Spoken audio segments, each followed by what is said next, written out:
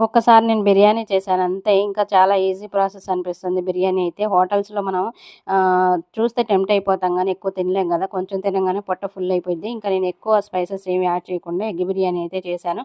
చాలా చాలా బావుంది. తప్పకుండా ట్రై చేయండి. కడుపు నిండా తినేయొచ్చు పిల్లలైనా, మనమైనా.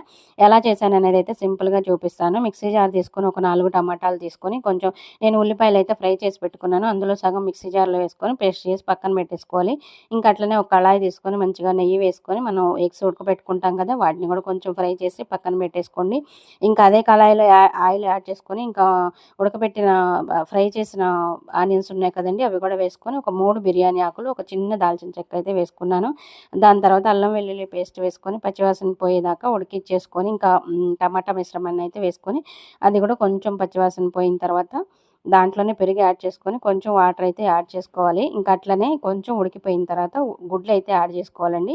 దాని తర్వాత ఇంకా పసుపు, ఉప్పు, కారం, మసాలా మనకి ఎంత కావాలో అంత సరిపడినంత వేసేసుకొని మంచిగా ఆయిల్ పైకి తేలే వరకు ఉడికిచ్చేసుకొని ఇంకా పక్కనైతే బిర్యానీ రైస్ అయితే పెట్టేసుకోవాలి.